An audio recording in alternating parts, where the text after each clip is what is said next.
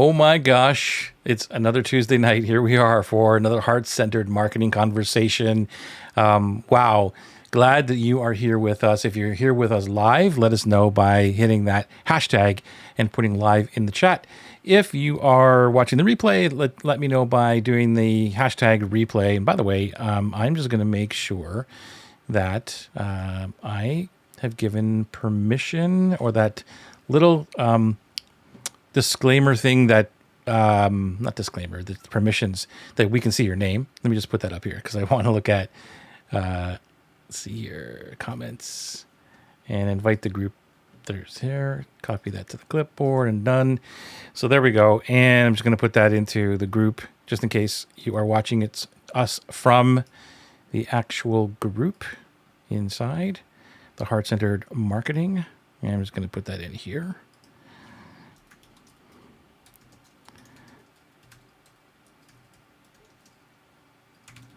And there we go. Bringing on my guest here, Eddie San in the house. What a way to start off the conversation, as always, with technical stuff that we've been have going on. But hey, that's what happens, man. You know what it's like. This is not your first rodeo, right? I know, man. Technology just doesn't like to work at times, and we just have to go with the flow. What's up, Joey? It's been an epic day. You were on the Academy call just a couple of hours ago, and I'm still impacted by our friend Alex Sharfin, who joined us today. And yeah, right. Good to have you here, my friend. This is a long time coming. You and I think that's Holly, Collie. Sorry, nice to see you, Collie. Thank you for being here live. This has been a long time coming, man. You and I have known each other for so many years. Like, what is it? When was it? 20? Gosh. Oh my goodness. When was it? Was it 18? Or was it earlier 17? than that? No, 17. It was 17, I think. My gosh. Holy smokes. Yeah, it's been a while, man. Oh my goodness. Dude, that's crazy. And you know what? It's time to go visit you up there too. Yeah. You're in Florida. I'm in Toronto, and Eddie loves coming here when it's a little chillier for some reason. Because you're you're the heat all the time, right? That's so, right. Dude, let us know the short summary of who you are, just for anybody watching, because they really haven't had a chance to know who you are, and you'll be a regular guest here on these shows. But for somebody who doesn't know you, let us know who you are and why we're best buddies, man. Sure, man. Oh, thank you. I'm the best buddy. Oh, well, hey, man. Thank you so much. I appreciate you inviting me. Yeah, for sure. I enjoy your friendship. I think it wasn't coincidence that we both met, and we met in the marketing gurus, fluffy stuff arena, and that tells you just a little bit of who I am, because like Joey, I am driven by relationships, meaningful relationships, genuine conversations that could potentially turn into profitable relationships. But it starts with that being genuine, right? And Joey and I, we definitely hit it off just right, and it's been very, very profitable in many ways. So Joey, again, thanks so much for just hanging on tight to me and our friendship. It's really cool, man. But yeah, I'm in sales. That's what I do. I'm all about sales. My mission is to go against that trend of treating clients like transactions. That I am passionate, as you know, I am passionate about that. And I believe this is the time and the place to start rethinking sales, which that's my thing right now, Joe, is rethink sales. Nice. #sales. Yeah. And I've been doing this for 20 years. 20 years I've been in sales and marketing. And after the Marines, I found myself selling colognes in the streets of Jersey. And I can tell you, I experienced my rejections at that moment. It was mind blowing. It hurt a lot. Because if you can imagine, as a U.S. Marine, right? I got it all together.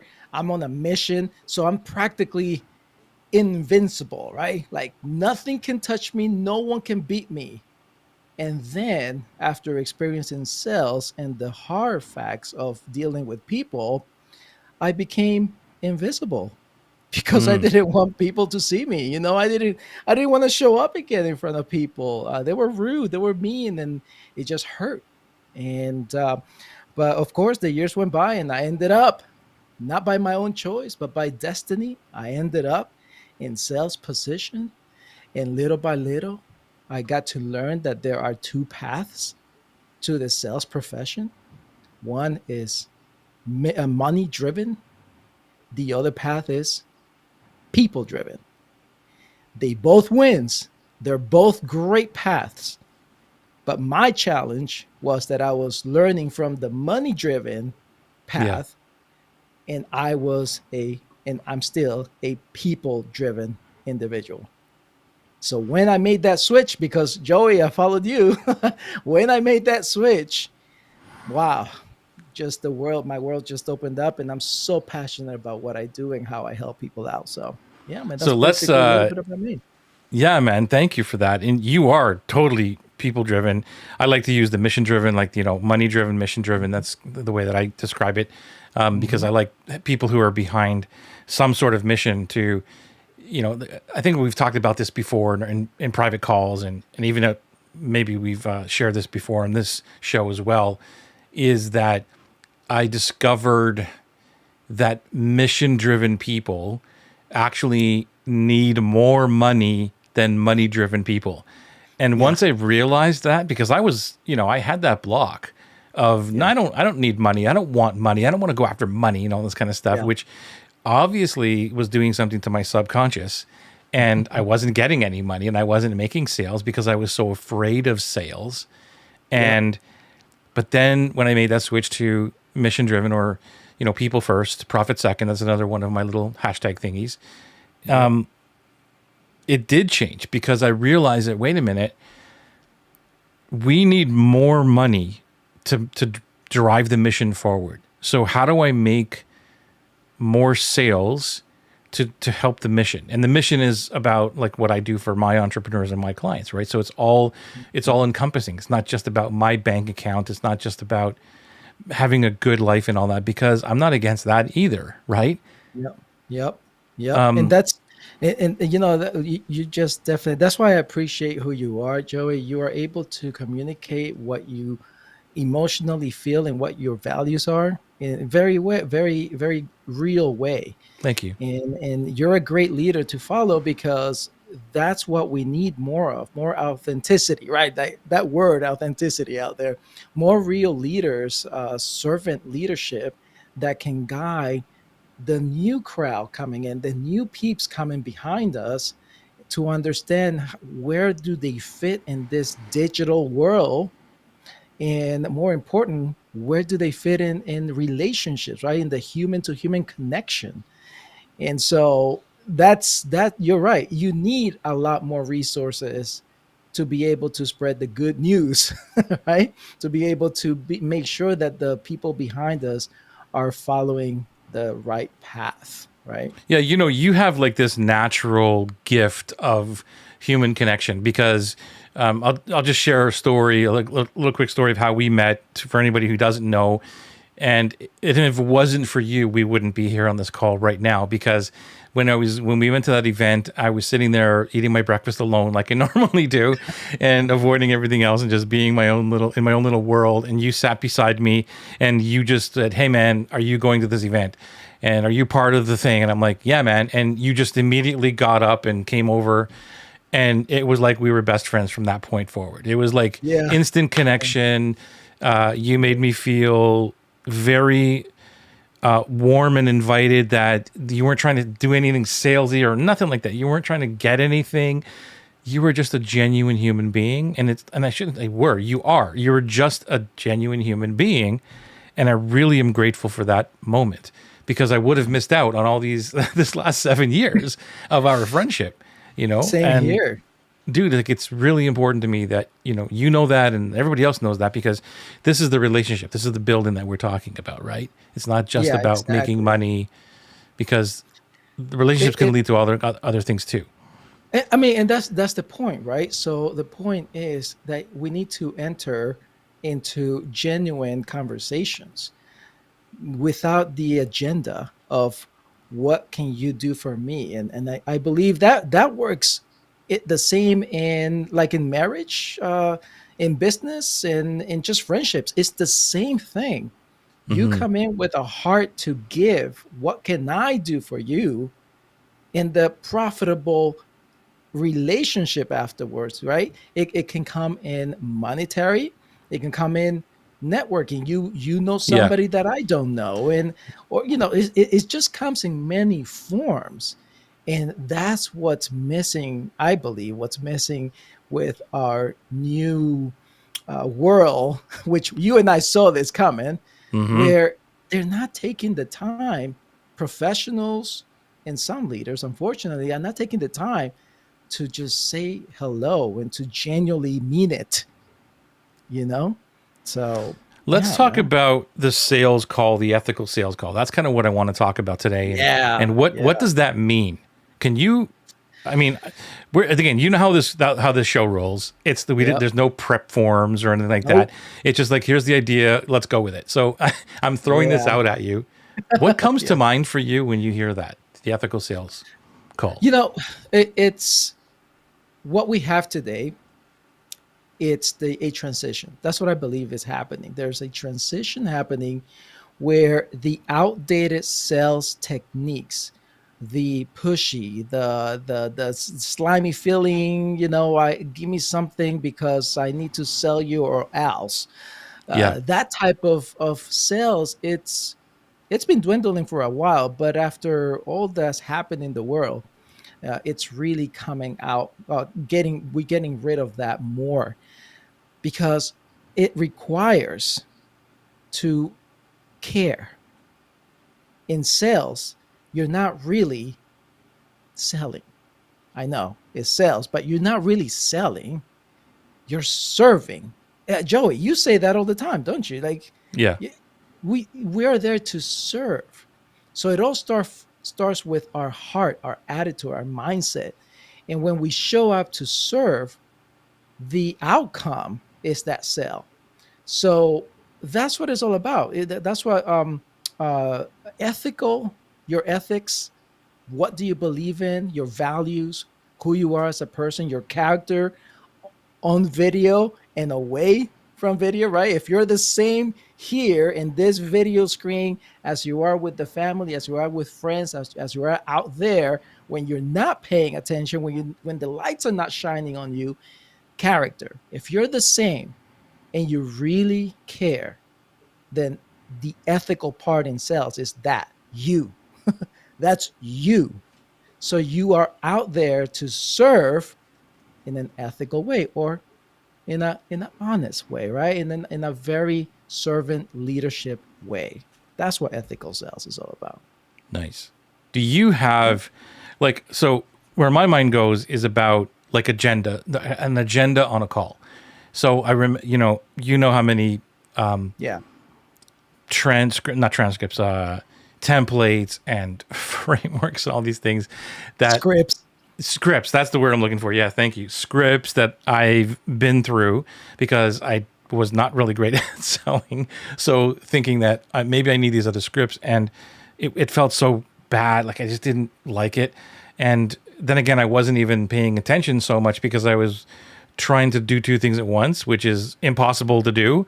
But I'm trying to like Yes. listen to the conversation to see when is the right, you know, objection, so I can Yes. scan through to see what can I go back to try and make this thing happen. It never Yeah. worked for me.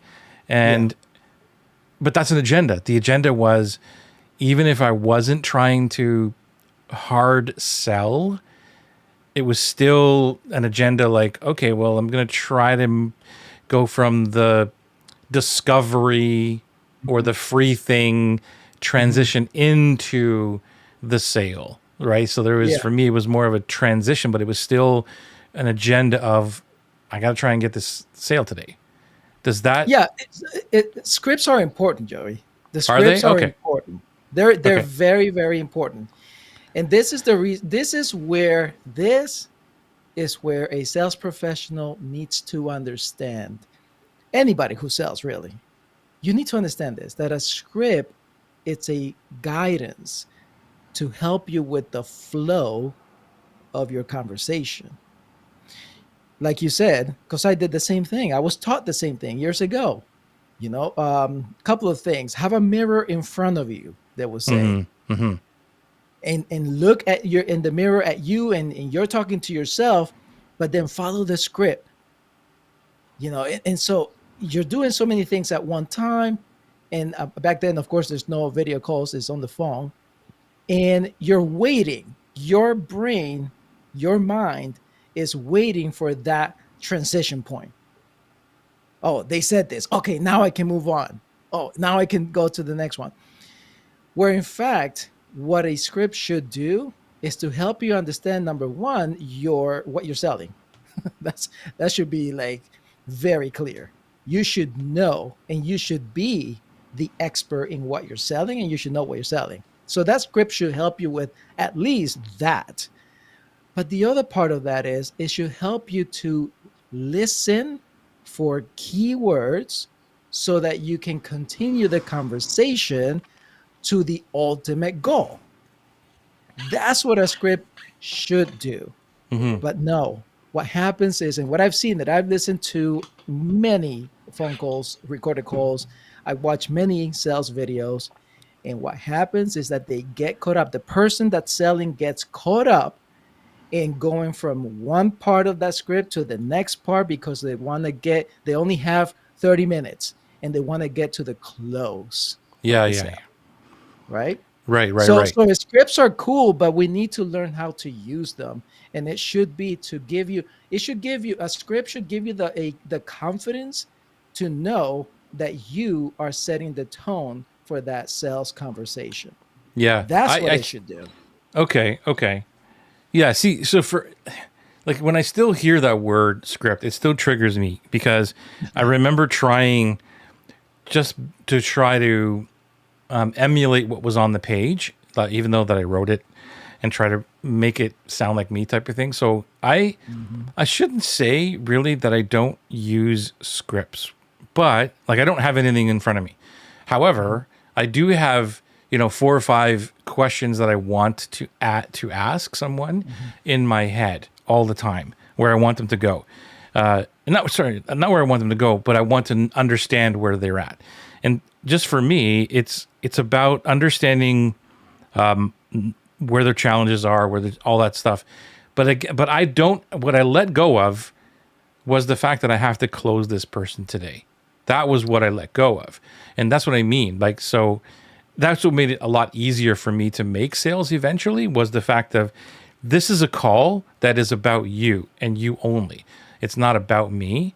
And I know that you're working with a lot of sales teams, so like maybe we're in different levels in terms of who we're actually dealing with too, because I want to make sure that everybody knows the context here, right? Yeah. So okay. So context is most B2B companies, they hire me to sell with integrity, to do the sales enablement or sales coaching, to improve their presentations, and also optimize their sales process. Right. So Right, right. so that's usually what I get called to do. However, when I arrive, the main issue so far that I see is that they don't have a process, and they're stuck in closing the sale. Okay. So it's really even if you didn't have a sales process, just by having that mindset of closing the sale, like what you just said, if you get away from that, then things work. But again, it's your setting, it's where you're at. What is it that you're selling, and who is it that you're talking with? But it works. It works in any industry, if you show up to serve, What is listen, there and serve. and what is can you give us like an example of what you would tell a team having to do with the ethical piece of it. Like what would you go Yeah, in and say to th- somebody? this is what I start with. Statistics, right? Stats show that over 70% of people who get on the call with you, they have already researched, they have already made up their mind on what they need and who they want to do this with. Their only reason why they're talking with you is because they want to feel confident that they are choosing the right company or the right person. That's it. When I say that, immediately the question, so what do I say? So are these okay? Let me interrupt for a second. These are not leads. They're people who are already warm. They're leads. They have clicked the button to have a call, or they have gone through a sales funnel to end up with a strategy call, right? As you call it. Yeah, yeah. But they come in already, they're schooled.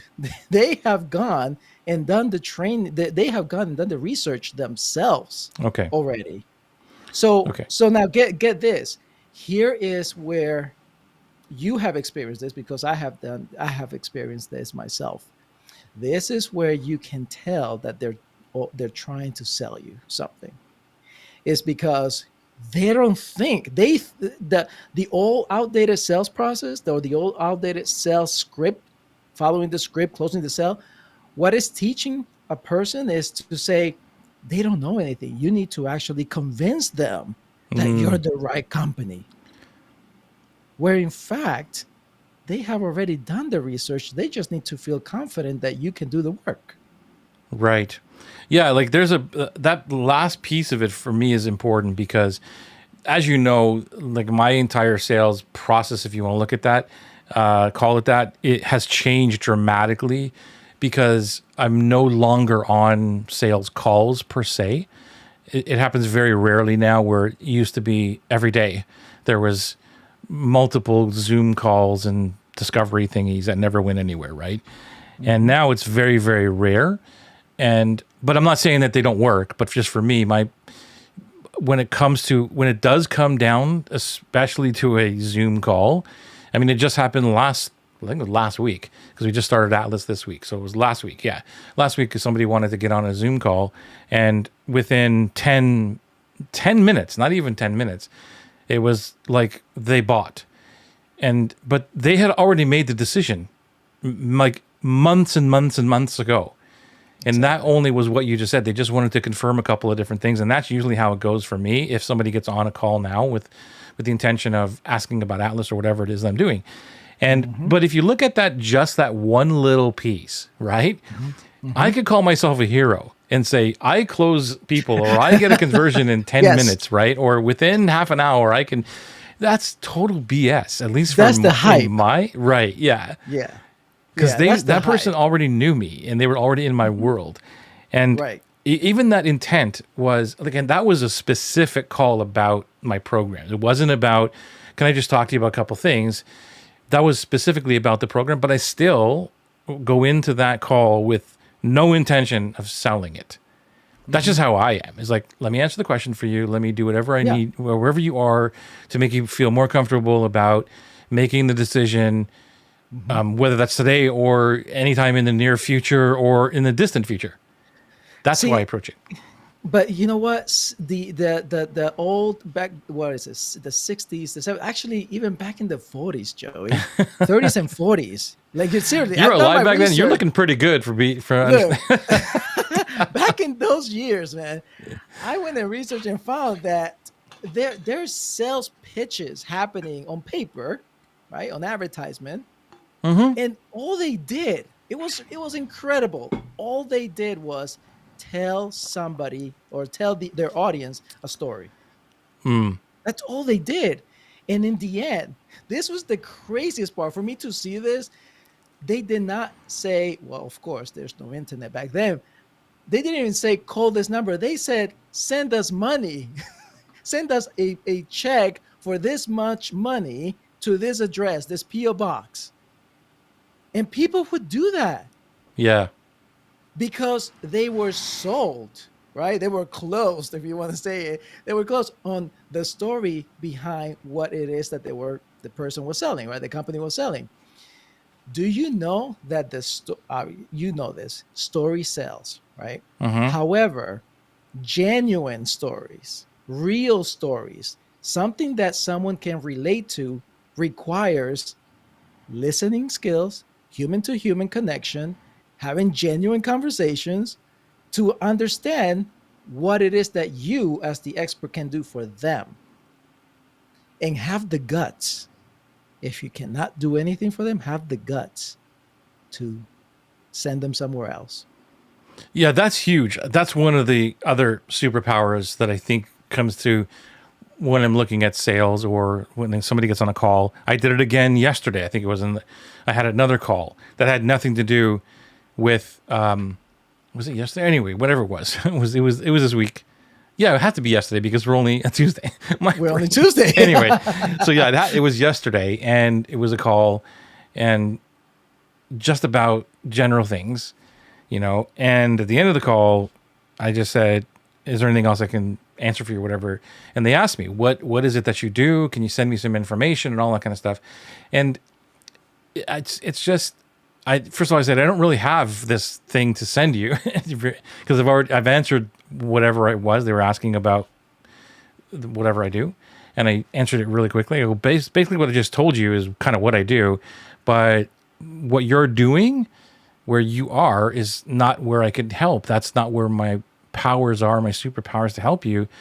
And I've already I gave some suggestions on how to do that. But I think that's the biggest thing is, because a lot of teams or sales were before, and maybe there still are these people out there, but they try to say that, yeah, I do that too, and I do that too, and I do that too, and sure, we can do that for you too. And that's a big red flag already for me. It's like, what? It's huge. You're just trying to get some Huge. money out of me, right? Yeah. I mean, that's what it sounds. You know what's worse is that they come in to talk to a professional, an expert in that industry, and they end up leaving feeling yucky because they felt they just talked to someone who's just like a car salesperson. Those salesy tactics stuff, all because they may have sounded nice about it, but they kept begging. What's that? That's what it sounds like. Well, we can do this, or we can do that. Or how about this? Or let's make a deal. Let's negotiate. Can I keep you on for $100? I can start you on right now. I mean, please. That's like you. If they had it all together through the conversation and they end like that, that's it. They have wasted their talent because that person immediately. You're right. They'll feel it. They're like, okay, I guess you're not it. You're not the one. Yeah. So it takes that. What is your thought on the whole, because somebody could argue that when they go in with one, I guess I'll just call it a script or whatever, they just go in with one thing and then it doesn't work. And then they do those other tactics. Well, what about if we do this, or we split it over two cards, or would you like to start with just $100 today? Whatever it is. Right. And they're with the intent, or they're I'm going to call it brainwashed, because that's how I thought it was. It's brainwashed. That is like, I'm doing a disservice if I don't do this to these people. Right. And I think I get it. I understand that there are, people like us who are heart-centered, who know we can help people, that if we don't put something in front of them, or at least mention something or whatever at the right time, I'm going to highlight that, at the right time. Yes. And even on my third pillar, which is on their timeline when they're ready to go. Mm-hmm. If that works, then we could be doing a disservice, because they could go out and be sold by somebody else who's not heart-centered, and they get screwed even more. So there is that piece of it. But aside from that, there's the other side, where I think there's many people using that as an excuse or reason, or like, a mask to say, yeah, but I'm if I don't do this, I'm doing a disservice. What are your Yeah, thoughts? my thought on that is that's bull. I'm telling Okay, you, it thank you for is. just being It blunt, is. man. I love it. Well, because that. Listen, this is how I feel about conversations that are sales driven. We're both adults. I know my economical status. I know my budget. I know why I called you. Why are you trying to negotiate? Can you just let me make a decision? Like, so to me, I think, two adults dealing in business, come on, just get that together. I think that's why it's just crappy, approach. But however, going back to what you just said, so I had an opportunity to work with a company, a coaching company, and this mentor, um, very passionate to help people out. However, when it came down to the sales conversations that he was having, he was that way. He had this heart. He had this ingrained in him that, hey, you're gonna go pay. Well, he didn't tell that to the person. He will tell us, right, in the team. He will say this. He will say, they're gonna go pay somebody else, so might as well we just get the money here. Mm, And in a way, I get it, but that's a heart issue because I don't. They're just covering that up by basically saying I need to close whoever, no matter what happens, whatever I got to do, we got to close that person, right? yeah, Forget yeah. about the person. That in fact, we just got to make that money. We got to get that sale. We got to make money because we don't have money, so we got to make that money. And that's how they cover it up. However, there are other instances where it is genuine, and I got to tell you this story because this fits exactly that this service doesn't come by you not asking them, or at least leading them to get into your program, into your product, into your service. That's not the disservice. The disservice comes in the pricing. Let me tell you what happened. So Andrea comes in and she's telling me she's very successful in her business. She's doing things, and she's like, Eddie, I don't know what's going on, but I keep getting this objections. I said, okay, cool. Just let me know what's going on, right? So in my head, right, I didn't tell her this. In my head, I'm thinking, duh, you're gonna get objections, right? She said, well, I keep getting the I gotta talk to my spouse. I'm like, again, I'm not saying this to her, but in my head, I'm thinking, well, of course, like that's new, that's not new. I said, well, okay, that's interesting. What's the objection? What do they have to talk about to their spouse about? Well, they have to make the decision to pay me right there and then. I said, okay, well, every single call, and she's like, she had just about 90% of her calls were all objections like that. Same one. I said, so what are you doing? She said, well, I actually have to record a video, a personalized video to their spouse. She dealt with females, to their husbands, about the conversation that I had with her. And I Hmm. said, everyone? She said, yeah. So did they buy? She said, no. Like, okay. I said, show me what you got. So she sends me over the videos, right? And I'm listening to the conversation. And sure enough, what is happening, here comes the disservice. What is happening is that she is asking them to put a deposit, convincing them that this is right for them. So I'm going to make it easy. You see that? Let me make it easy for you to come in. Just pay me a small deposit, a small entry, and we can get you started because this is for you. I can feel it. You are fit for this. So there's no excuse. Let's do it. And the women would say the same thing. They were like, I got to talk to my husband. I said, Andrea, let's switch things around. I said, what's the program cost, right? And I think, can't remember the details, but I think it was like $4,000, her total program, 4,000. And here she's getting 200 deposit, 500 deposit. I said, Andrea, do me a favor, just stop asking for deposits. Ask for $4,000. her expression on the video was, you you want me to ask for $4,000? I said, Adrian, that's what you're charging. Like, you be glad I didn't say ask him for more, because you will. We'll have that conversation later, but ask him for $4,000. She said, okay, and she struggled to believe it.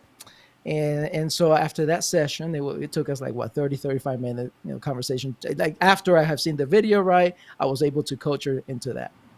So that was like on a Tuesday or a Wednesday. And then she sends me a message through Facebook Messenger on Friday. She's like, Eddie, you're not going to believe this. I said, what's going on? She said, I just made $8,000 this week. I said, let me guess, 2 calls? She said, yeah, how did you know? So there it is. It's a disservice many times to ask for the little things, because they're basically, I don't know what it is about the human brain here, but hasn't this happened to you, Joey, that you go somewhere to a restaurant and you're expecting the service, but they bring you just like, I don't know, spaghetti with meatball that you could have had at home, and they're expecting a tip, and you're like, because I'm the same way, I'm like, okay, I'll just give you whatever minimum I got. I mean, I don't know. But if you go to a different restaurant, they serve the same exact food, but as soon as you walk in, they treat you like a king. They treat your wife like a queen. They really make you feel listened to, heard. They really are paying attention to you. They really treat you so nice, and they find the best spot, and they bring you all the attention that you can have, and yet it's still the same exact meal. But in the end, I feel like, oh my goodness, this is the best place ever. You deserve a big tip. What is that? So who was doing the disservice? Cheap food? Oh, I'm going to save you money. Buy one, get one for your wife. Or, hey, this is how much it is, but look at how much we're giving you. So it's a way to, I guess, if anything, you need to not only, I don't think you should believe me.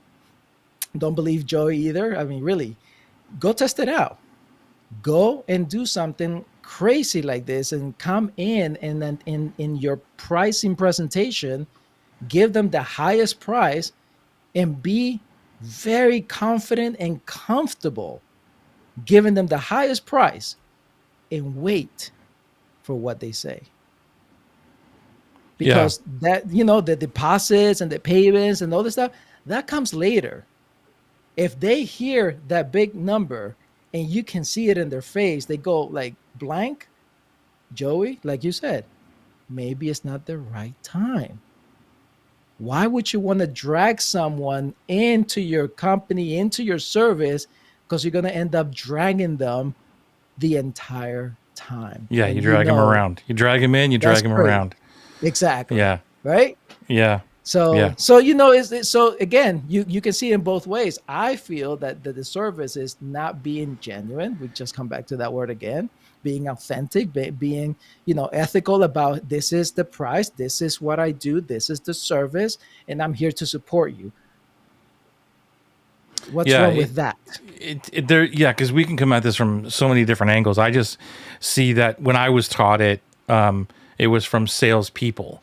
And they would always challenge me on the fact of, well, you've got this thing, and if you don't sell it, you're doing a disservice for, like, so they would be beating me up for not selling it. Like, and so I like, oh, okay, well, and I bought into it. Like I bought into the fact of, because I was so afraid of selling things. I'm like, well, I guess that's kind of true. That if I'm able to help them and I don't sell the thing, then they could be getting ripped off even more somewhere else. So I bought into it, but I didn't feel right about it, because I was still trying to, and I'll use the word close, trying to get the sale. And so I still realize that there is some kind of disservice if people don't know what I do. But where it changes for me is the fact that I just let people know now in the world, like, here's how much it is to work with me. Here's what Atlas costs or whatever. And I'm not afraid to say the numbers and all these other things. And that's it. And and so by the time somebody gets into a sales conversation with me, they're already pre-sold. That's what I love about it. And even if they don't know what the cost is or the investment, so, by the time they get to that sales conversation, they already trust me. They already know that I care because they've been in my world. And that's what I mean is like, it's different when you're having leads. I don't really deal with a lot of leads or any leads really. I don't have lead generation thingies coming in and then getting on calls with them. And again, I'm not saying it's wrong, but that's just, for me, the ethical piece has become very easy because it's like, you've already been in my world. You already know what I'm all about. And if you want a little bit more clarity on this, just ask me anything you need. And there's never any pressure. Yeah. On any of those calls. And another thing that you just reminded me of right now, because the way you have it set up, the question comes, okay, so you're being you, and you're being real with them, and you approach it to where this is the facts, this is what it is. And if you're still having conversation with me, then I need to understand if this is the right fit for both of us, not just for them, but for you, right? Right. So in that's how it starts. So what technique, because that's a question that I get all the time, what technique do you use when you're having that second conversation, or that conversation that says, okay, I saw your prices, now what? Like, how do you approach that? Like, what does that sound like to you? It's a really interesting question, and it's not that it's hard to answer. It's just the fact that I don't have a lot of second conversations. Like by the time they get to the first, and again, it all depends on what we're talking about in terms of conversations, because as you know, most of my sales happen over email or chats. Correct. Now, Chats, yes. Those, if you look at that, okay, then there are multiple conversations. It's never about price, though. It's never about price. It's all about when do you give them the price? Well, that's another depends on. Okay, so let me just think here. I'll just take it from when I give them the doc, because I'll go through conversations, and then if it's a right fit for both of us, then I'll say, here's the Google Doc, like here's my sales page. That's what I use, like a Google Doc. There's my sales page, right? And so that's when they'll go and they'll read that. Now, there's been a whole bunch of people that have read that who have not bought right up to now, and that's totally cool. And I don't really go after them and say, hey, like, are you going to buy? Like, what's happening? I just leave it. And there you go.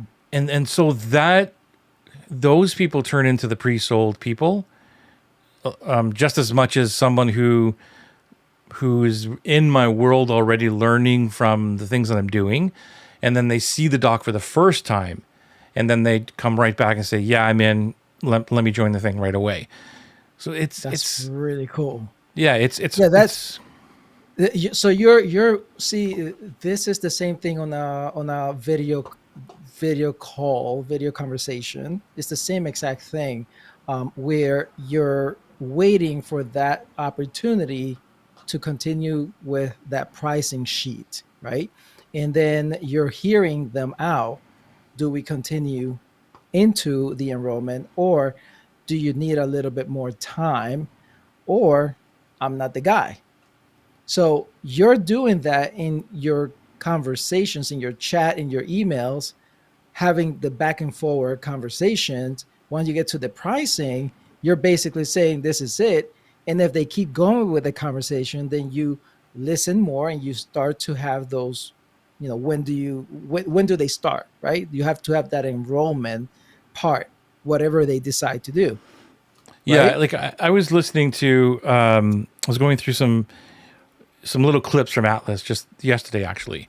And there was one person who was describing the sales process of how it happened for him. And they're basically always the same. Like they take, it's rare that somebody will just come into my world and then go, hey, I heard about Atlas or something. And then we have a conversation and they buy. Like it's happened, but I don't highlight those, right? Because those are like the big home run hits that everybody likes to talk about.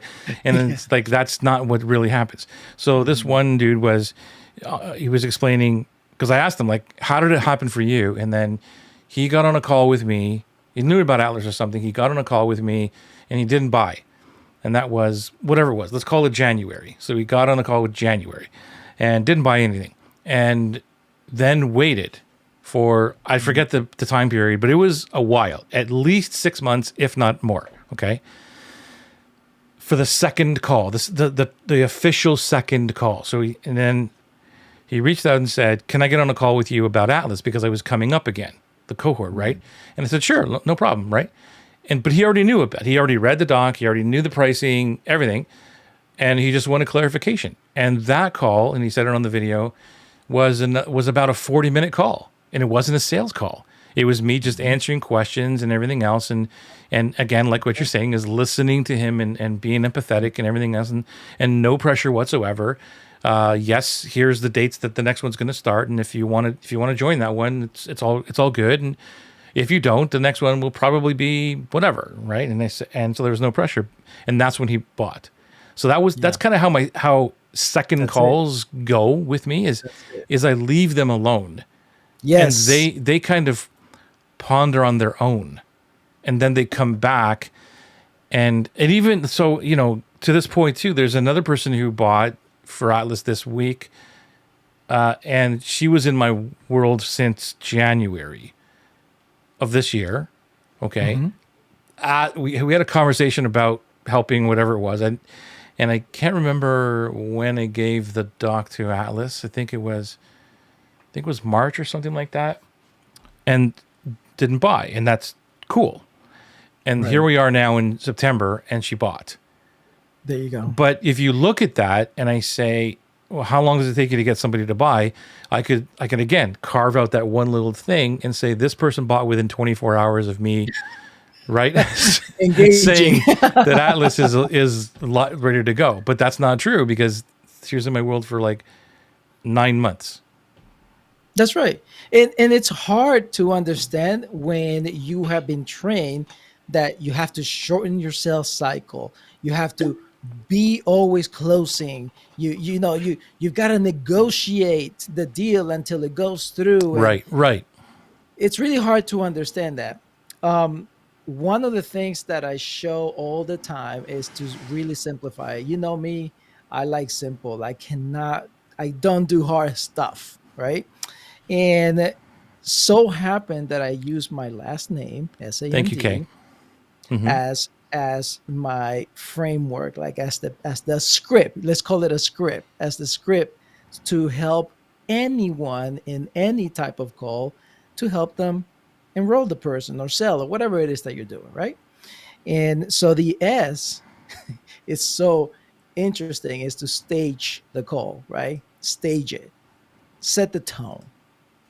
And you can't set the tone if you haven't had some sort of warming up before that.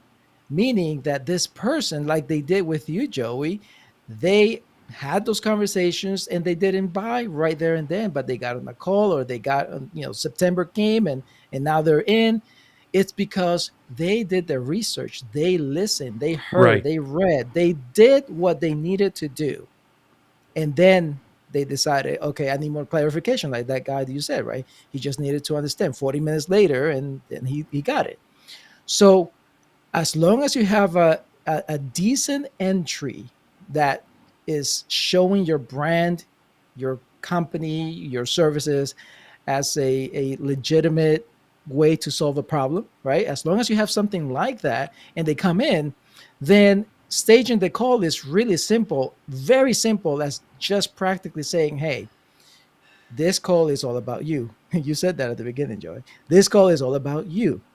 I'm here to listen to what it's going on with you in your business. Now, if I hear something that I may be able to help or our company, then I'll bring it up and let you know. Otherwise, it's your stage. It's all on Nice. you, Nice. right? Nice. Yeah. Stage the call, man. Just it. Because immediately when they come in, that's why people keep having those conversations with you, Joey. You never say, well, coming up, you got to buy in now because I only have three more spots. Two more spots left, and whatever. That's such a hype. That's a lie if you hear that. Yeah, yeah. Anyway, so point is that that's the S, right? The stage the call. A is to assess. You're doing that. You're assessing that coming in the communication. You're assessing if it's the right time and it's the right person already. And if you're giving them the price, then obviously your assessment was right. You seem to know that this could be the person that you can help. But how do you assess? You, in your experience, is you read and you understand. In my experience, I listen and I watch their physical tone and their physical reaction.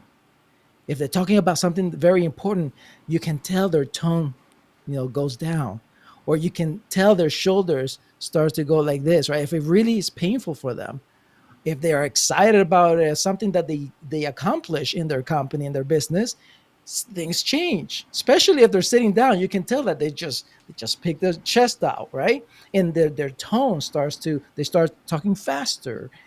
So those little cues can help a lot. And that's why I say assess by listening. You have to listen. But after that, when you're assessing the whole everything, right? The way they talk, the way they move, what they're saying, and seeing how you can help them, you're going to have to neutralize just one thing. That's the end. Neutralize just one problem that you can actually give them something in that call to show that you know your stuff. One problem, not all of it, not everything. Not this is not the time to think, ooh, I'm going to sell them this and I'm going to sell them that, and they fit in this one too. And so let me tell them about three products or three services, or mastermind, and you can get the book too, and extra bonus. That's not the time to think about that. It's just one thing, and be very genuine about it. And you find that, neutralize that one thing, because in the end, when things are just about to be done, the D is when you actually, this is the time when you detach. You start to detach. This is where you show your presentation, you present, you start to detach from the conversation. And you're doing that very well, Joey. You're Okay. basically saying, hey, it's now, but the next one is September. Either way, you can come in, whatever fits. But Is they're it ready detaching from the conversation, from or from the sale? from the sale, detaching from that sales conversation. Because the fact is, yes, you, Joey, you have conversations to sell. Oh, Yeah. yeah, right. Right. That's So the they're well, yeah. It's there's. I mean, I talked about with this with Scott before too, and it was like, there's my unfunnel approach is there's no expectation of a sale. There's a hope and a want for sure. Like, I want everybody that I'm in those deep conversations to buy, right. not because it's going to give me money. It's because I know I can change their life. So I hope they Right. buy, and I want them to buy, but there's Right. no expectation of them to buy, and there's no, and so and intent is a tricky one here, because It you could is. say, because I could say, well, there's no intent for me on this call for them to buy. Well, kind of there is, because you want them to buy and you hope that they will buy. So you could put the intent there. But then intent for me, again, this is my lizard brain protecting everything and saying, like, an Yeah. intent means, no, I got to get them to buy right now. So I don't like using that Mhm. word. Or when somebody says you have an intent for them to buy, I'm like, no, I don't. But you Mhm. could argue both ways, right? Yeah, you could. However, see, and again, I'm telling you, it all comes down to the heart. Because imagine, can you imagine?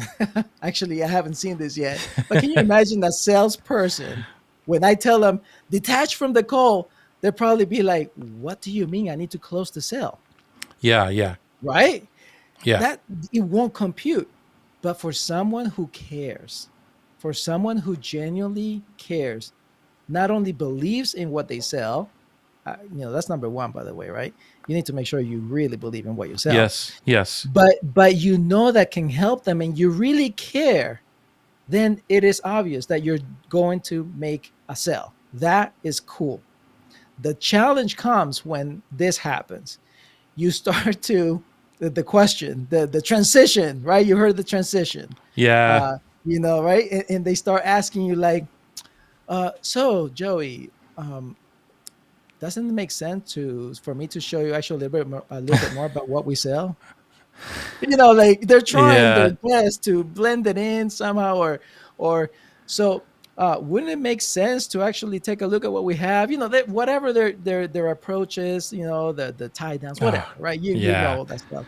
My So, God. but what happens is that when you do that, in fact, I've heard this too. This is something someone said, "Oh well, I do it very nicely, very approachable and personal." I said, "How do you do it?" I ask. I say, "Hey, Joey, now that I've answered your question, is it okay if I show you our plans and services, and let me show you what I think fits?" I'm like, "Dude, that's you're doing the same thing, but yeah, in a nicer way, but it's the same exact thing." I say, when you detach from the sales conversation, that means that you've arrived to the point where you have already given them the total price of the program that you believe will actually serve them. In fact, you think this is so crucial right here. I'm going to say it if I was to you, Joey, because it'll sound better. I said, Joey, listen, so everything that I've told you so far, that $10,000 program that I mentioned, many of our clients have actually had tremendous success. I'm not going to go into that right now because I don't know yet if you're the right fit. I know we can help, but I just not quite sure just yet.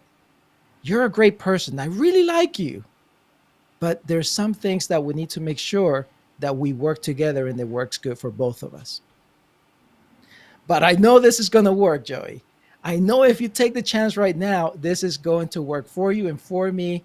There's some few things that we can take care of and handle. You don't have to do it right now, whenever you're ready. Is there anything else I can help you with?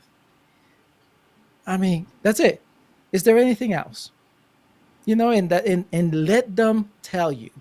Because one, if you gave them the $10,000 program, and you mentioned that there are other clients going through it, but you're not overselling it. You're just stating the facts. And you took it away, say, if you're the right Yeah. fit, like I think you're good, but we just, this is just me getting to know you today and knowing that I can help you. I can't promise you if this is going to be the right thing. It might not be right timing for you. I don't know, but we can continue the conversation. What do you think? Whatever, right? So, and that's how you move on. And one of the questions that I got from you, Joey, years ago, I still use it till this day. I Actually, there's th- three questions. if it's the same question I'm thinking of, but go ahead. Well, that one question I always ask in the end, and I always teach it to be asked: where do we go from here? Where do you see us going from here? Right? So, that question right there opens up so many things. And I can tell you that when I ask that question, what happens is that in their brain, it opens up the ability to be very honest with me and transparent with me. And all of a sudden, objections seem to like just fade away. It just fades away because they're not feeling like they have to make a decision right there and then to buy. They don't feel like they have to put a deposit. They don't feel like, oh, this guy just wants to close a sale with me, or they don't think about that. In fact, Joey, this has happened to you. I have people. This is so funny, and it's really cool because arriving to this place makes me feel that, oh my goodness, there is a need for what we do and how we approach things. People are saying, Eddie, you've helped me so much.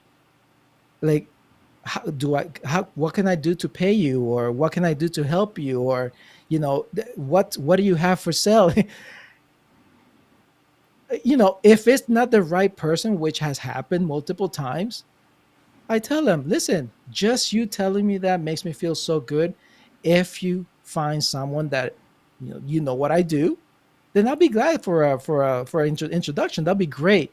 But don't worry about it. I'm here to support you. If I have time, I'm here to support you. And it's the best feeling because that's those same people are the same people that they text the 2 days later, 3 days later. They're like, Hey Eddie, I know you said that, it was 25,000. It was $25,000. Oh, $30,000. But if I pay in full, it's 25,000. Do you guys take bank wires? And this is the same person that told me they don't have money. That's the coolest feeling too. Like, Sure, it because I is. didn't, yeah, I didn't push the sell, right? Yeah, yeah. But you have to come down to that point, Joey. You do it very well. You do it written, word, typed. I do it speaking, listening, and it takes time to learn that technique, to listen and to feedback, give them the feedback that you are paying attention. But man, once they get to talk about themselves and they get to trust you enough to tell you how they feel, wow, it's Yeah, like, can I please give you my money so that you can help me? you know, it's a I, cool thing. yeah, and one of the questions that I learned, I forget who I learned this from, and I forget. I think it's in the book, The Mom's Test. I think that's where it is. Anyway, one of the great questions that I use now at the end of a conversation is to find to gauge where they are. Is this? Is there anything that I didn't ask you that I should have asked you? That's it, Hmm. right? Hmm. And that that is so a non-pressure question, because if they want to know more about what I do, because I'll get a lot of that. Like, I'll 50% of the time I ask that question, somebody will say, "Yeah, you didn't even tell me anything about what you do, or is there a way that you can help me, or can you tell me about a program you do, or whatever?" And that allows me to go into the sale, if you want to call it, or talk a little bit Sure. about what I do. And sometimes they say, "No, I think you've answered a lot of the questions. Thank you so much." And that leaves the conversation on a great high note, right? Yes. And they Yes. leave feeling no pressure whatsoever. And you know None. what? Let's be honest. Like, a lot of those people will not become clients. They just got on the call or the conversation or whatever. Because Yeah. I don't ask that question in a chat or in an email. It's always on a live call. I'll ask that question. So Sure. it's not kind of in the script. It's just like Sure. whatever. But on the live call, that's what I'll do, and that's what I mean by 50% will ask and 50% won't. And I just Yeah. feel, for me, that's what I love, because there's no pressure whatsoever, and it opens up an entire conversation into. And let's say that the 50% of people who did ask about the program, and I'll say, well, it's Atlas, and here's what I've got, and I say, and then what I'll do is I'll say I have, and again, like, this has already been, because I'm, like you said, I'm already assessing. I'm doing that thing, and I'm Yeah. Yeah. assessing, is this a right fit for them, and are they a right fit for the tribe? Because I'm all about that, like curating the Sure. tribe, right? That's I right. don't say that to them Right. normally, and I say, I don't know if this is the right fit for you and all that kind of stuff. I don't do that, but I'm already Mhm. assessing it. But if they were the right person, I say, yeah, Eddie, I've got this thing, and I can send you a whole documentation on it, and you can read there. And they'll say something to the effect of, "Oh, okay, that's cool," because I just wanted to know some things about it. And then out of those, let's say five of those people out of 10, five people that asked that, 2.5 of those people might say right there, "Okay, I was going to ask a couple questions about it and everything else, but I'll read the doc," right? And I'll say, "No, it's okay. Go ahead. Like, ask whatever you want. I'll answer whatever's in the doc because you don't have to." And Yes. then they'll ask me a Yes. question, Yes. and it's always like, how much is the price, or how does it work, and what's the price? And I'll say that. And so they're Yeah. already prepared for it, but 2.5 of them will go to the doc and see that too. And those are the people that will just go into my world and just hang around for a little bit, and Hmm. they may or may not become clients later on. But Yeah. those are the pre-sold clients usually that happens, that the stuff that we've already talked about. So that's how my process kind of works. And Yeah. I love it. this is kind of what I teach in Atlas, is like, just be cool. Like, just be, Yeah. if you're just cool people and let them make the choice on their own time, then And some will and some won't. somewhere, someone, and let's make sure, let's be clear, because Kay just said, oh, you just put it up. And let's be clear about this too, by the way. This is something that I had to learn the hard way. If you guys notice, if you're watching this, if you hear what Joey is saying, what I'm saying, you will notice that he is very specifically chatting and emailing. I'm having the discussion face to face or on the call. So this works either way. your genuosity, the real person, the authenticity, the ethical, whoever you are, comes across in your typing and in your tone of voice with the right words. And that's it. That's all you have to learn. Is That's why we ended up in this kind of conversation, Joey, because we talked about the script. So the script can help you feel confident about who you are as a professional and be able to communicate and be clear about what you have to sell. I think So, that. Oh, go yeah. ahead. Sorry, Eddie. No, I was going to say, so take the script, use it to understand how the flow of your conversation should be, but don't become a robot. Don't lose your authenticity. Don't lose yourself into that script, because that's what happens. That's probably why you're having problems selling. Is closing the sale. I have to say that so you guys understand. That's probably why you're having trouble closing that sale, enrolling that person into your program, is because you don't have a flow yet.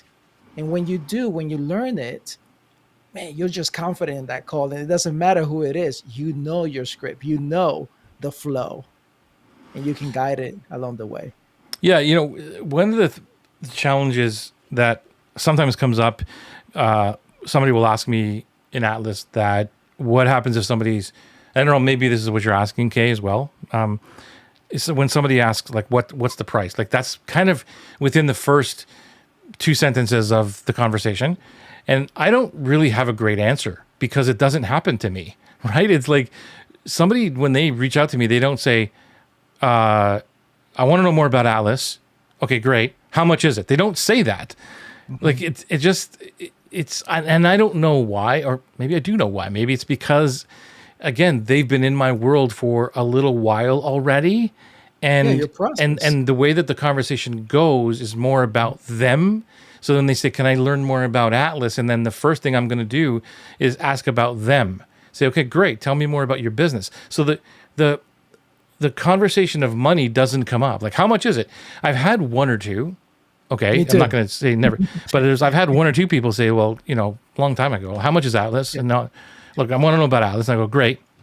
And I yeah, go, can can I learn a little more about you? And they're like, how much is it? And I try to avoid the question, not because I'm scared of the price or yeah, anything, yeah, but yeah, in my mind, and I don't know what I want to know what your thought is, and yeah. anybody else listening to this as well. Like, what do you think? What are your thoughts about somebody who's jumping right into that? How much is it? And then you try, and I'm going to use the word avoid, but that's not what I'm trying to do. I just don't know a better word right now. I'm trying to deflect the conversation to make it more about them than avoid saying, well, it's $3,500 or whatever. Because I believe that they're making the choice based on a price that they have no idea what the whole thing is about first or how I That's can right. help them. So what I'm trying to do, and this is for everybody listening, is the fact that what I'm trying to do in a sales conversation is to showcase how I am listening to them, right? I'm listening, Yep. Yep. understanding them, being empathetic about them, and showcasing a little bit of my superpower, genius, or whatever you want to call it. And Yes. then the price is juxtaposed. It's like justifying, oh, okay, this guy knows what he's talking about. I'll leave it there. What are Yeah. your thoughts on that? And Kay is saying some cool things already too. I Okay, see so it. let's go with her. Okay. Like, you want to read that? Yeah. Yeah. Yeah. So basically, okay. So this is so cool right here. Someone from Facebook group went to my website and said, "This is so typical. I love what you do, but I didn't see the price. How much do you charge?" Right? That's so typical, right? And you said, Kay says, "Would you mind if I ask you about what your challenge is so I can see if the way I work can really help you?" Okay. So, all right. This is what I do, Joe. I think you're really professionally nice.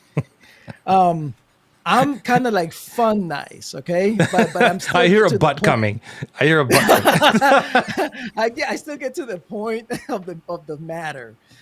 So I had this call this one time. It was so cool because I I can tell I'll tell you I was freaking out inside. Like my heart rate was pumping like super fast, because it was my first time ever to hear someone say something like, okay, like what you're experiencing.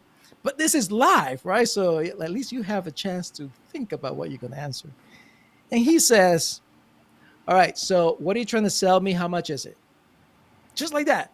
This is through the conversation. We're not even halfway there, and he's just matter of fact, just like that. So that's when, you know, I'm thinking, because this is what, like 35,000, right? Like, this is not $100. And I decided to do the nice way with a fun kind of thing. I said, hey man, it's too much for you if you're asking already, but no, seriously. It sounds like we're not aligned right now. Our businesses are not in alignment. You're thinking that I'm here to sell you, and I'm thinking I'm here to serve you. So maybe this may not be the right time for both of us. So what do you say? Let's have a conversation next time when you're ready. Yeah. And do you know what he said? this is this is where I thought, okay, this works. He said, no, I was just kidding. I was just kidding. No, just tell me what you got. And I told him, I said, no, man, listen, it's too late. You're shopping me already. So let's just be real and let's just have another conversation when you're ready. Dude, and he's from Jersey, man. I think that's where that attitude came from, because I can tell. And he didn't go. And obviously the sale didn't go through. Did I feel bad about it? I didn't feel bad about it. But dude, I was as real as I can be. And I was very nervous to say it, because I can tell you that if we would have hired him, well, excuse me, if he would have hired us and we would have taken him as a client, I think that would have been a big pain in our behind. Yeah, and So I'm glad you said that, because if that would happen to me, and so like if just like the way you said it, if somebody said that, okay, what do you got? What are you going to sell me? What do you? And I would say something to the effect of, Eddie, I didn't realize this was a sales conversation. Like, I'm not here to sell you. You wanted to get on a call because you told me you had a problem, this, and this, and I wasn't prepared to sell you on anything here. That's how I would handle it, and it just shuts down the conversation. yeah, And if they pursue it, and again, I'm making this up as I go. If they pursue it, well, you must have something for sale. Like, what is it? Then I would be like, dude, like, I didn't prepare anything to sell you. Again, if you want to talk about this thing, let me know and I can help you. If not, then I don't know, again, because this doesn't really happen to me. yeah, I may say something to the effect of, well, I've got this $3,500 coaching program and that's what you want. Like, I might just shut down the conversation like that. But yeah, for anybody listening, and you can take the either approach, but that's how I would approach it, is like, because that's the way every conversation is for me anyway. Even if it is a call about the cohort, like let me know more about Atlas or something, it's still not a sales conversation to me. Yes, I do want them to buy. Yes, I hope that they buy and everything else, right? But it's still not a sales conversation to me. And I think that when I go into it with that attitude, it's more, things happen more. Like, it's easier for me. That's just me personally. But so let's answer Kay's question, because Okay, let's bring it I back have up. an answer. Yeah, I have an answer for two of those things. So number one, Kay, if someone from Facebook group went to your website and they connected with you and they said, "Hey, I like what I see, but I don't see prices," what I would say, I wouldn't say that to them. What I would say to you is, maybe this is an opportunity for you to put the value of what you have in comparison to others, in comparison to your competition. I'll give you an example. That you don't have to do this, but you made me think of this. Example was, I was at an advertising agency. They sold mentorship plus the ads stuff, right? And in their website, what they did was they had their prices put up, and then they had the value, meaning that they had, I think at the time it was like $12,000 for all of this, where the competition was charging like 100,000. It's just a ridiculous, unbalanced number. I remember that. And what I said was, hey guys, why don't we just get rid of what you're charging and leave the value of what your your competitors are charging? And then somewhere at the bottom, I said, just put, we don't do that. We don't charge that much. That's it. We don't charge that much. If you want to know if you qualify, why don't you just get on and book a call? And that was the whole thing, to book a call. So that's an idea. I'm not saying you should do it, but I think a person who comes immediately saying that, they're shopping. And Exactly. Joey, right? Joey, you don't want to what? Walmartize Yeah, your service. Walmart. You don't want to be a Walmart. You don't want to Walmartize yourself. Yeah, I Right. think that Kay, I think this is a test because, like you know me, I always look at trends. Like look at that's what I'm saying to you. Like a lot of these things that you're talking about or we're talking about today doesn't happen to me anymore. Like I don't have these things because of, I guess, how I've set it all up and how my entire sales process works. The ecosystem of the process, right?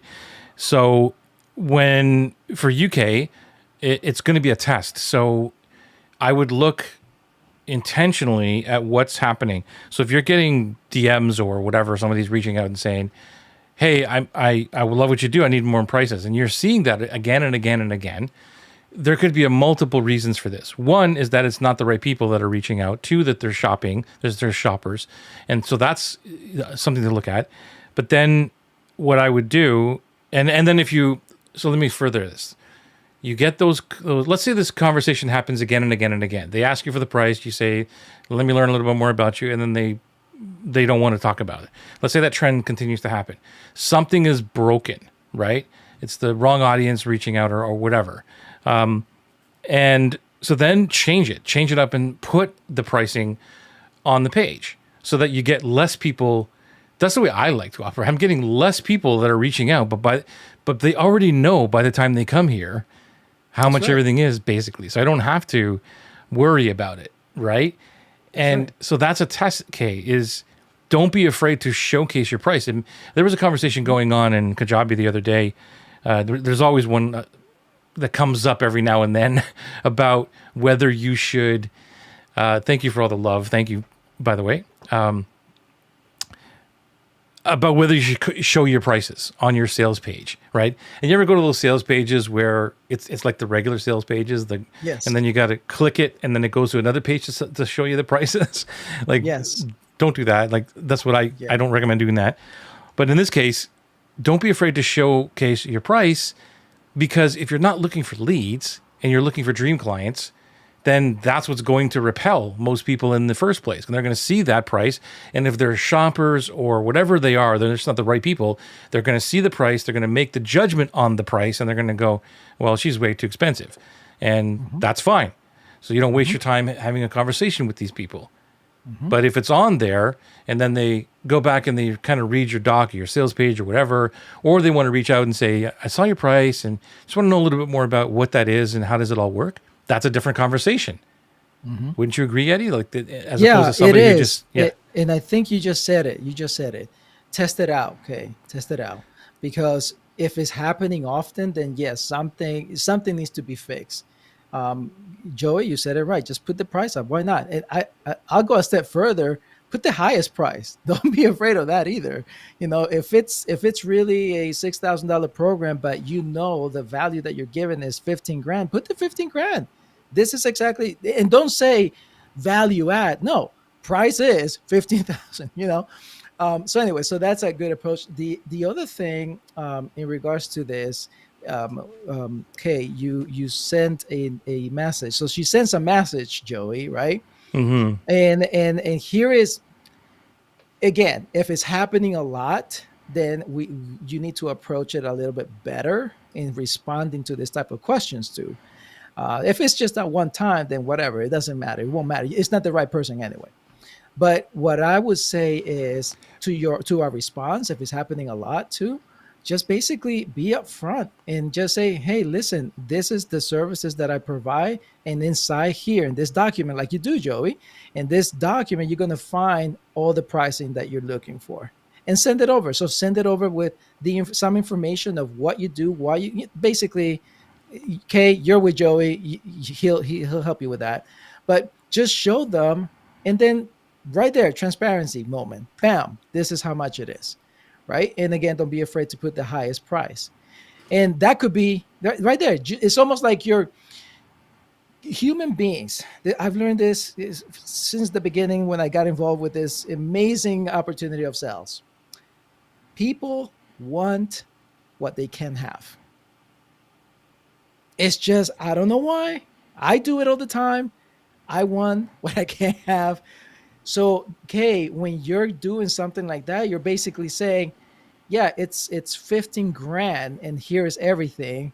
And I hope you're not telling them this, but you're hoping that they just, that's it. They're done. They're not going to come back because they're not the right one. But guess what's going to happen? They're probably going to want to know, well, how can I do this? Or can we talk? Or, they'll want something because they see it and the price they saw.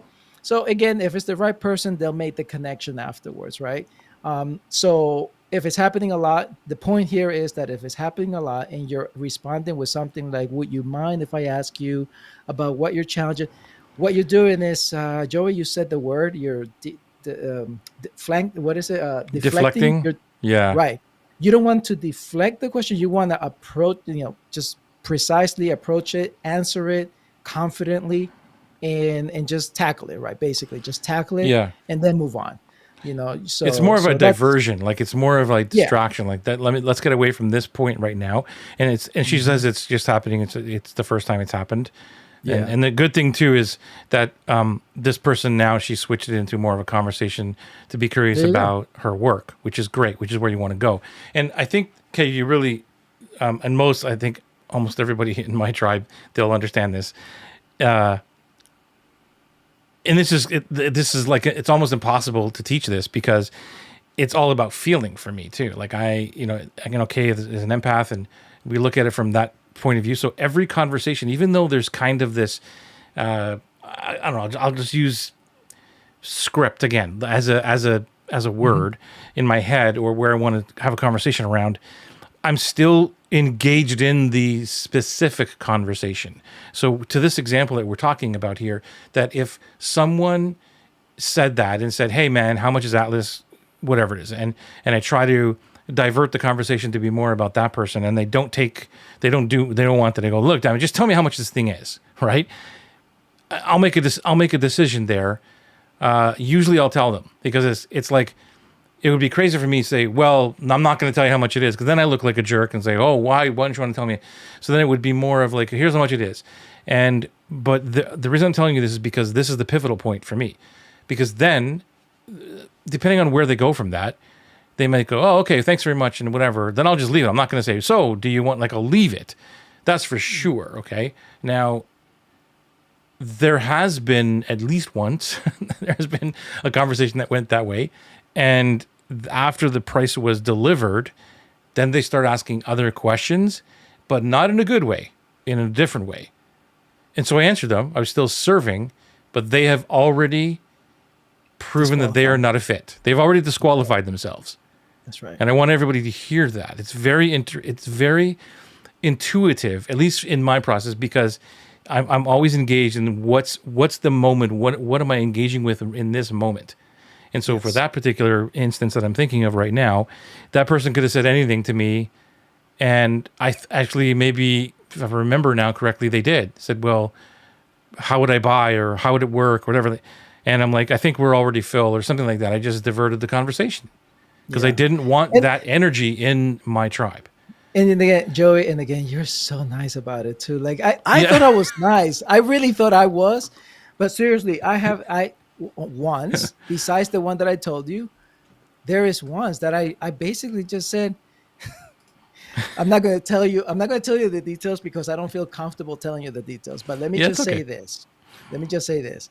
When the person showed up on the video call to have the conversation, I immediately heard their first paragraph about what they were, the conversation was about that they wanted to talk about, the sales call.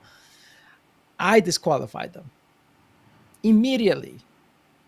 Now, just How? Like, because of how did what you they disqualify? said. Because I've done that too, Eddie. Look, you've done Okay. that too. Okay. I have disqualified somebody. Like, it was so. I remember distinctly. It happened twice in my life right now, that where I got on a call and I felt this energy drop. This whole thing just drained my soul because of the energy coming through and the questions and the way it was Yes. approached and all that. And Yes. it made me anxious. So I disqualified, Yes. but I didn't really say, "Well, screw you. The call's over." Like, so I just want to know, like, how did Okay. you? So this How did is you? this is what I said. Okay. So what I said was, um, you have some interesting points. I said something like that, like you have some Yeah. interesting points, and I really think that you're confused. We don't actually do any of the things that you're mentioning. Huh. So why are you in this call? How? Because I wanted to find out, how did you get in this call? Like, because we have pre-qualification process. How did you do it, right? And so the person started to tell me, and this is why I knew it wasn't the right thing, because he kept talking Yeah. Yeah. the entire time. And when he stopped, he goes into an emotional tangent, up and down, emotionally into himself and his whatever it was. And then finally, I was being nice just by listening, but finally I had to say, hey, so and so, hey, listen, I've heard enough. This is what I said. I said, I've heard enough.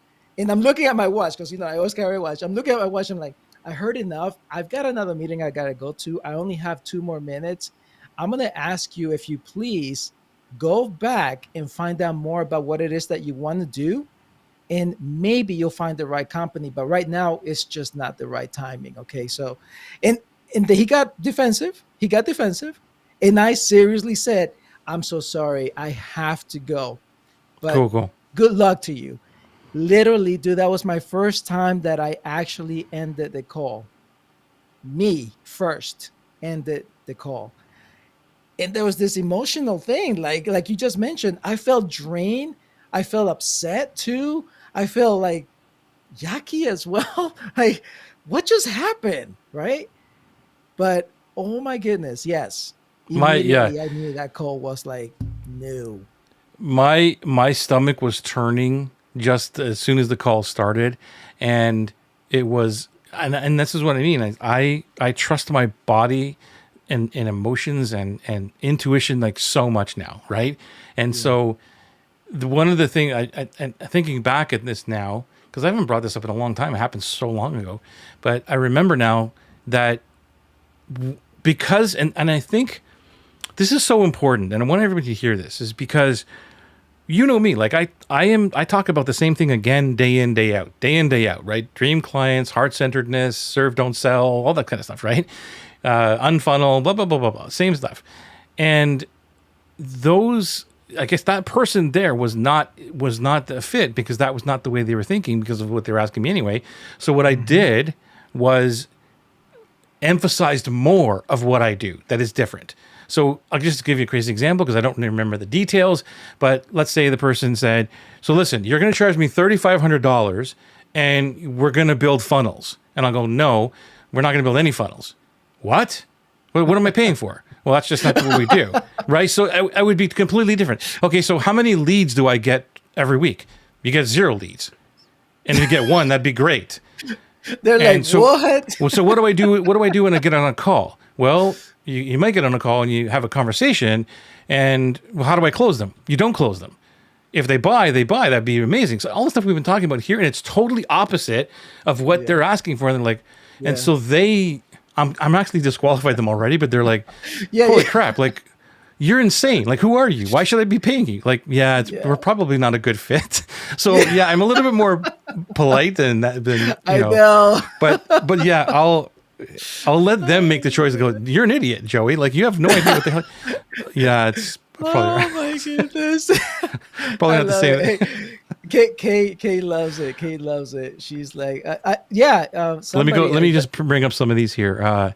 Facebook user. So this Facebook user, I think this is Collie, but thank you for this, the discussion. Thank you so much. Love and soul hugs. And then Kay says that she had one client last year for clinical work who asked how much it was to work with her and deflected to finding out her issue, gave her tools that got great results, and she came back with an invoice to me without asking the price. Wow, so that's so amazing. She just wanted to continue working. pretty The cool. price didn't matter anymore. That's Yep. demonstration, right? That's demonstration Proof. right there. Yeah. This one here. So not everyone that asks about a price is a shopper. No, they're not. No. They might be a dream client in training. That's 100% right. Because of that conversation, I have many Atlas clients, okay, and that ask the price, but then it was like, oh, okay, and then I would again change it to them and say, so can I learn more about you? And the price immediately was no longer the conversation. And they're like, yeah, okay, cool. And then we had this conversation. And it doesn't mean, for anybody listening, that they bought just because of that. Sometimes they did, and sometimes they just said, okay, well, thank you so much. And I just again left it alone. But Right? it's let's remind ourselves that it's a test as well. I mean, we get so bombarded with all this sales technique, sales process, sales workshop, this yeah. and this. You have to remember that it's you. You are in control who you want to work with.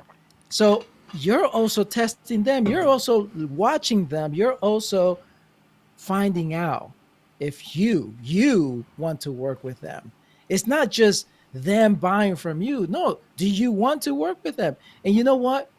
Like what happened to us, you may just feel it.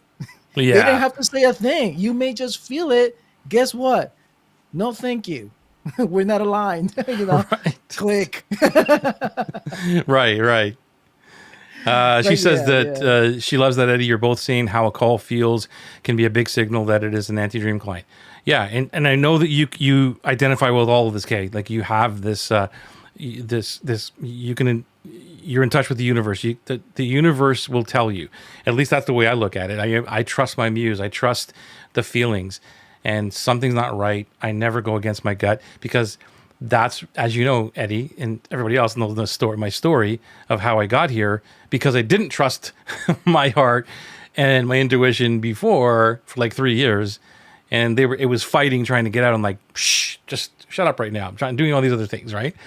And that didn't work. However, I don't regret that. I don't regret that because now I learned, and now that I know it's right and all that kind of stuff. So trust Yep. your body. Yep. So when the Yep. when the It's body says no, it's no. That is Yep. Kali Love and Soul Hugs. That's her her hashtag. Body wisdom. Yep. There is I was trying to find it, but I can't. I don't know how to find it right now. But basically, I read this book and it was so interesting to me because it's all about commercial sales, like international and commercial sales. And one of the things that in the book it talked about was that individuals here from the USA, our culture, will go and fly over to Asian countries. And in that part of the world, they like to negotiate to the minimum, right? They want everything free and they want to negotiate to the minimum. But one of their sayings, that's what I was trying to find, but they have a say what it means in English is to trust your gut in Yeah, for sure. negotiation. Right. It's all about the gut. And so even in other countries or in other cultures, they go with their gut feeling as well to see It's if so they want to true. work with that. You just reminded me of something. I'm putting myself into these situations because they don't happen. But here's a funny thing: that if I knew that I was dealing with an audience that always wanted to bargain, right? Always wanted a discount and all these other kind of things, and somebody said, and there was no pricing, and they said, "Okay, what's the price?" Then I would do, "Okay, Eddie, which price do you want me to give you? The negotiable price, or do you want me to give you the real price? Which one do you want?" Right? What I would you like that. say, dude? What would you say if you were that negotiating person? What would you say? I would say negotiation price. Really? Wow. I'm interested in anybody listening right now. Like, what would you say if you were a negotiating person and you said, "What's the price?" and I go, "Do you want the real price or do you want the negotiating price?" I'm telling you, I was in negotiation price. Who else would say the real play? Wow. Here's my thinking. Here's my thinking behind that, because Because you get a win out of it, right? exactly. I'm always looking to see how can I get a better deal. I mean, if you have some sort of negotiation price, I want to know what's the But then deal. you could lose out. Like let's say, and I Yeah, wouldn't even tell you. Like let's say my price yeah. was 5,000 or 4,000, like whatever. Okay, Hmm. that's what Hmm. it is. And you said, give me the negotiation price, and I go $5,000, and then we negotiate it down to 4,200, and I'm like, okay, cool, 4,200 done. And then you're like, well, what's the real price? I go 4,200. I wouldn't tell you. Like I wouldn't That's say right. That's right. right. You. That's right. I go, you beat me down, brother. You got it. You 4,200 bucks. Like so like I see like it's crazy to me that would happen, but I get Yeah. it. I totally get it. But if I was asked the question, I don't know. I'd love to Yeah. hear everybody else's opinion. I Yeah. would That say, that is. just I give would me like to. what's the real price? Yeah. Yeah. Like Yeah. what's the real Yeah. price? Yeah. And then I Yeah. Because might. and that's what. Okay. Well, you might what And then negotiate? I Is that what you're may, gonna if you say? said, well, it's $4,000, and then I might say, well, what was the negotiating price? Like I might say that as a joke, right? As a joke, by It's like it's it's funny. yes, You know what? This is I think was it Kay? I think it was Kay who said that she just raised her prices. yeah. And as you know that's something so difficult even for me. You went through it too. I think it's for Oh my everybody, gosh, yeah. really. Yeah. And but it's interesting enough, when I am positioned to sell for a company, when I'm the guy doing the sales, so I can basically build the sales process, and I'm doing the sales call, and I know the price, I actually increase the price in my calls. So if Right. they That's what tell you would me, expect that's what you would expect to right, happen. That's why I'm right, asking that question. If I know that you're a right, negotiator or that's all I yeah, get is like yeah, people want a discount, I'm going, well, which price do you yeah, want? The negotiating yeah, price or do you want the real price? yeah. So that's what you got me thinking, because that's what I'm doing. I'm basically Right. So you're saying, oh, you're it's you're a inflating 12, the it's a price because you know they're 10,000. gonna cut you down. Exactly. Yeah, Right. it's So a you're ten giving thousand them the dollar. dopamine win So and I all go that. up. Yeah. Yeah, yeah, yeah. Okay, Dude, like I would give it a shot. dude. Like, look at Shara. Shara says, What or she said? Shara, Real how do you price. real Real price? price. I don't have time for I don't have to negotiations. negotiation. Right. This is why I think knowing the price up front is great because I then know what I'm working with. I appreciate that. This is the way I look at it. And again, Joey, you said it so many times, and again, it's just we need to repeat this because it's very important. It doesn't matter really in the end what the pricing is. Yeah. What matters is who you're giving it to, right? So if your entry, you're not getting the right people, man, it's just not gonna look right. No matter what you do, whether you're giving the negotiation or not, it's just not gonna look right either way. So Yeah. yeah, yeah, The price it's interesting. conversation to me is like, in terms of a dream client for me, the price is the last thing that they decide. Exactly. It's the last thing on the checklist, right? And Yeah. if it's the first thing, that's a challenge because they're making a decision based on a price, and they're comparing it, whether they know it or not, to everybody else in the marketplace. So price to me is all about the exchange of value, right? Like, I'm giving you 3,000 or 4,000 or $5,000 here. Is it a value of that? At least 5,000, and it should be more. And I'm not talking bonus stacks and all these other things. It's worth this much money. You're only getting it for this. No.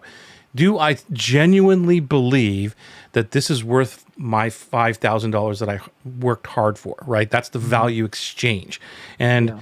you make that value exchange in multiple ways. I'm sure we'll talk about this in Yeah. upcoming calls and all this. Where was I And, going with and this? and you My know what? You ADD? can't and you can't go wrong with putting a high price. By the way, Joey, because it's facts. Is you If you go No. low, you're gonna feel like, oh, you should have gone higher, higher, higher.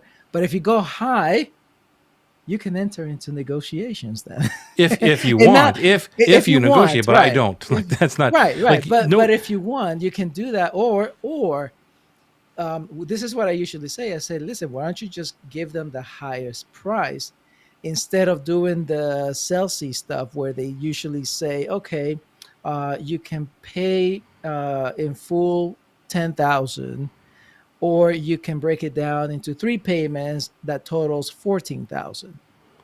And how I feel about that is, why am I being penalized to pay in payments?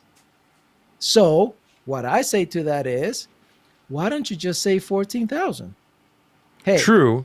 it's a So here's okay. $14,000 program, and we can, if you can pay this in, if you pay this in full, you'll get a discount. But if not, that's okay. Just break it down into three Right. So payments. that's the opposite way. So like Right. because I had this challenge as well, which is like, well, I'm being penalized for this. But then it wasn't me. It was my friend Ant Hodges, who I think originally said this, and I learned it from him. So I want to give credit where credit is due. And so the way that Atlas is sold is one of two ways.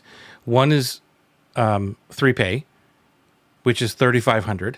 Okay, 3Pay, or one payment of $29.99. So they get a discount, but it's not positioned the other way. It's not where pay me $29.99. It's $3,000. Or if you want to pay three times a 3Pay, you got to pay more. It's not that. It's the other way around. It's $3,500, and I'll give you a break if you want to pay me one time. So there's it's the reverse process, which is what you said. It's exactly what it is. It's a $3,500 program, and you can pay it over three payments. Yeah. And if you don't want to give me three payments, then give me one, and that's fine. Yeah. So it's a different approach to it. It's the approach is different. Absolutely. In that approach, you are welcome to go with the highest price. Don't be shy about that, because fact is the fact, right? If you were thinking already of doing that, why not just start with, be real? You're not really penalizing somebody. You're actually gifting somebody. It's the opposite approach. It's the opposite. It's the opposite. You're like, this is what it's worth, and I'm giving you a break. I'm giving you a break to pay me what it's worth, which is the 3Pay, right? Mm-hmm. That's what it's worth, and you can pay me over three payments because I know it's a lot of money, whatever, right? And but I'll give you even a further gift if you want to give me like one payment altogether and save yourself another $500 or whatever it is. Yeah. And that's how it's all positioned. Yeah.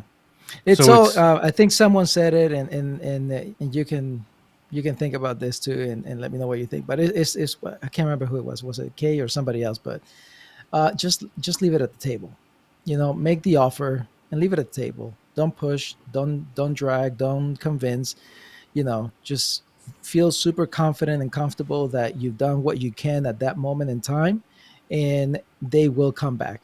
Joey's proof of that. I have experienced the same thing.